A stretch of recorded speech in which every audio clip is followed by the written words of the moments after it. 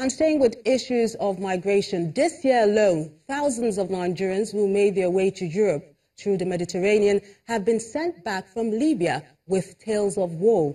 The common reasons given by the returnees usually fall within the lines of insecurity, poverty, or even unemployment. In this next report, our correspondent, Oluwa Shonibare, examines the trend of illegal migration and repatriation. A recurring pattern. The daring and dangerous journey across the Sahara and the Mediterranean Sea. The rescue mission and repatriation. This is followed by press conferences and meetings on ways to stop the horde of despaired Nigerians from risking their lives in search of what they call greener pasture. The figures from the International Organization for Migration show the countries most attempted by migrants between 2016 and 2017. Sadly, as many are rescued, deaths are recorded. This chart shows that Nigeria, from 2015 to 2017, has the highest number of people who have embarked on the life-threatening adventure, closely trailed by Eritrea. Beyond what is known as the reasons for fleeing, which hovers around insecurity, poverty, and high unemployment, the bigger question is, what should be done by the federal government to change the thought process of those who have lost hope in the system? If there's a collective effort by government of Nigeria to look at this issue as a security issue, as a diplomatic issue, as a national issue, I think it will help this country. If is an extremely powerful word. And the hope is that the policies of those in authority address the situation, because this will determine whether those they're meant to cater for remain or run away. Oluwa Shonibare, Channels Television News. Now let's get more insight into an initiative aimed at reducing the tide of illegal migration. And joining me live from our studios in Benin, Edo State, is IOM Migration Specialist, Mr. John McGregor. You're welcome to the News at 10. Thank you. You're welcome. Why did it take this long for the decision to educate migrants on the legitimate procedures to traveling? I think that's a very interesting question. I think that one of the issues that we face with poor rural communities is that they have, for example, been using agents to get themselves visas and going to embassies and so on and so forth. They've been spending large amounts of money. I think that there's a lot of misinformation there about the opportunities that are there to regularly migrate. Okay, it's very restricted to professional classes in Nigeria, but I also think that the events in the north of Africa, in Syria and Libya and so on and so forth, have opened the floodgates for irregular migration, and that people have used the existing trafficking routes that were used primarily by women who were trafficked into Italy to make a dash for the Mediterranean. And therefore, they saw that as the rational thing to do, to answer your question. A lot of poor people don't have access they don't have diaspora families in countries like the UK or Australia or Germany, and they don't really have the opportunities to get the visas that professional classes like doctors or what we call brain drain categories of Nigerians normally have. So again, it's basically now that we're catching up. That's my first point. The second point is that a lot of countries have migrant resource centres because they're already exporting labour. So if you look at some Asian countries like Nepal and like the Philippines, of course, there is demand for their workers, whether they're doctors, but also lower skilled workers like migrant construction workers, maids, nurses, and so on and so forth. And I think Nigeria is yet to fully explore its potential to export labour from the lower and semi-skilled classes. So what kind of information will we be expecting at the Centre for Intending Migrants to ensure they don't suffer hardship associated with this trend? The first thing I'd like to say is that we want to provide migrants at the centre with information about visas. We want to provide them with information about documents that they need to apply for visas. We want to provide them through the National Electronic Labour Exchange System with information about job opportunities abroad, as well as opportunities that exist in other states in addition to Benin Edo State in Nigeria. We want to let them know that there are regular routes for migrants. we want to let them know that they should go for reliable information, and more importantly, we want to make a statement and make a commitment through the government to embed regular migration and a facility for migrants within the Federal Ministry of Labour and Employment. And I think that's the most important thing. We're actually planting something there that will be there for many years and will hopefully form a very important part of labour of Edo states, for example. I'm just talking about Edo now. Economic development strategy, which should actually to be also facilitate regular migration, especially for the young people who are frustrated at the moment. It's not all just about poverty at home and development here. It's also recognizing the fact that mobility and migration is a fact of life. IOM Migration Specialist, Mr. John McGregor, thank you so much for speaking with us on the News at 10. Thank you. The private sector can grow the economy of Lagos State and provide jobs by taking advantage of the enabling environment created by the government. And this is the submission of the Lagos State Governor, Akinwumi Ambode, at a conference tagged Lagos Means Business. The governor also addressed concerns from some participants on clearing the waterways and recycling waste products. Thank you very much, Taiwo. This business meeting is attended by people engaged in different endeavors of the private sector. Thank you very much, the Honorable. It is a forum to start the conversation on how to make Lagos a more viable economy with their cooperation. Though the governor presents an impressive-sounding scorecard for the state, he is not satisfied with the status quo.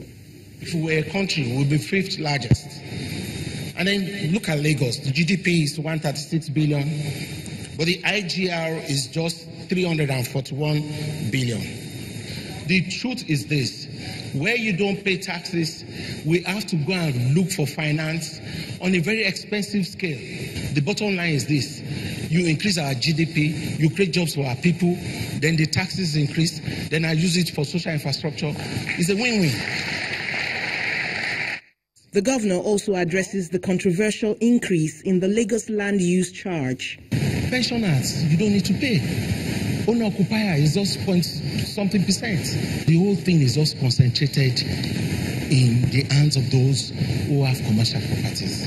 The engagement then turns interactive with questions and suggestions from the floor.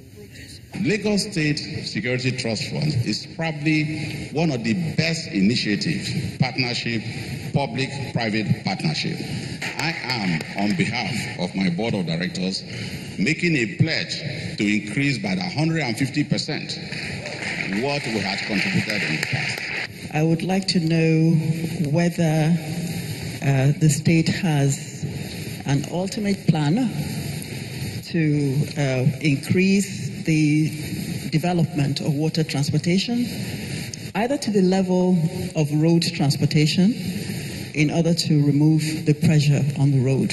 We are together on Saturday, and I was also raising the issue on this tax. When I went back to my office, by the time I don't want to mention his name, one colleague of mine took me through. He said, look, Alaji, in fairness, it's not too much, but governor will reduce it a bit and let people go and pay. I just want to ask the governor if he's doing anything about cleaning our waterways. It seems as if the dirtiest waterways are in this part of the world. I'd love you to do something about it, particularly under the bridge on the Third Mainland Bridge and other places, and then encourage, as you're dredging and channeling these rivers, a lot of water sports and sporting activities should be able to take place. And then secondly, I think I'd like to suggest that you incorporate a Ministry of Innovation into your government, in the sense that this is the digital age. The era of artificial intelligence, robotics, genomics are here. We have been able to produce all the pure water waste, to produce all this. We have the youth that we are training free of charge. We don't want these youths to go back to the streets. And the governor replies. When we came, we gave you the impression that the rail will run in 2018, 2019. That's not the story. Because the greater part of the rail system is about the communications, it's about the rolling stock, and then it's about the power that will drive it and all that. We are willing to even give it to a multinational to drive it. We already have an existing contract that cleans our waterways. We are doing it gradually. The sawmill will soon take away to Agbowa. We have to support the waste management companies. I will personally find a way to engage and make sure, because the bottom line is to keep the younger ones off the streets. Governor Ambode is sure that there will be visible and appreciable development in the state if the 8 million taxable adults within it own the economy, starting with payment of their taxes. The Senate has summoned the Minister of State for Aviation, Mr. Hadi Sirika, to appear before lawmakers at plenary to explain the reason for the recent mishaps and near fatalities in Nigeria's aviation industry. A federal lawmaker, Senator Gbenga Shafa, is in a motion observed that there were 2 air mishaps in February alone, and he says one of them involved a plane belonging to Dana Airline, which overshot the runway upon landing at the Port Harcourt airport. On the 7th of February 2018, the door of a Dana aircraft fell off while taxiing at the Nnamdi Azikiwe International Airport, Abuja, with about 120 passengers on board. Nearly 3 weeks later, on the 20th of February, a Dana airplane flying from Abuja to Port Harcourt overshot the runway at the Port Harcourt International Airport with 48 people on board. The management of Dana Airline explained that the incident at the Port Harcourt International Airport was as a result of very stormy weather and severe winds upon landing. But a federal lawmaker in the Senate insists that these incidents are too frequent and must be investigated. Recalls with sadness that Nigeria has experienced a significant number of air catastrophes that caused the lives of hundreds of Nigerians due to a range of causes, including human and technical errors. As lawmakers debate the state of the aviation industry, a former Minister of Aviation and serving senator insists that funding is at the root of the problems plaguing the sector. If necessary, declare an emergency for this particular sector, because we cannot wait until it happens before we now start acting. When all the signals are coming out very clearly from a roof, from the door, being said to, what did they call it, to fall off, or is it emergency brake being applied?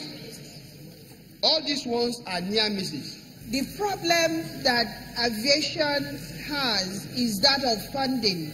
And so when an operator has to borrow at 30% plus, and he's regulated on the pricing he has on his ticketing, it's impossible government to give them the requisite fund that they need as a single-digit rate. At the end of the debate, the Senate summoned the Minister of State Aviation, Senator Hadi Sirika, to appear before lawmakers at plenary and explain the reason for the recent air mishaps and near fatalities in the country.